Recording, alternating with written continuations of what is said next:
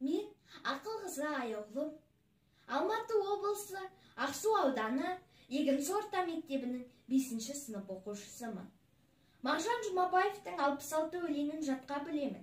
Соның ішінде Қойшы бала мен күшік өлеңін сіздерге арнаймын. Қойшы бала мен күшік. Бір бағланды сойғызып, іргеге жастық қойғызып, үйіне болыс кеп отыр. Құйрыққа бауырдастарлап, пыс-пыс етіп қос қолдап, сылқылдатып жеп отыр.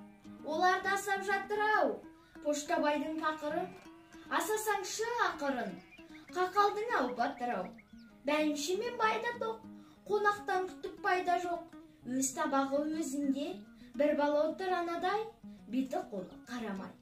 Көзі болыс көзінде, қатқан тоңы қаудырап, табаққа көзі жаудырап, отыр бала есікте. Аузы толған түкірік, кеттеп қояды жекіріп, қатарда тұрған күшікке. Бір мезгілде хатшысы Иван, бір жүлік ап атшыдан, лақтыра сап есікке.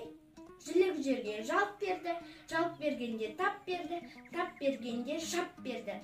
Не күтіп болар күшіктен, тістей салып есіктен, зып етіп шықты далаға. Артынан шықты жүгіре, іле шала балады. Қойшыда болса бала еді, баланы не деп болады? Көңіліне қатты алғаны, күшікті теуіп қалғаны. Үйде отырған бәйімше, «Әй, жүгірмек!» қой десе. Сонда бала ыңқ етіп, үйдің ішін мүңкітіп, үх деп бір кекірді.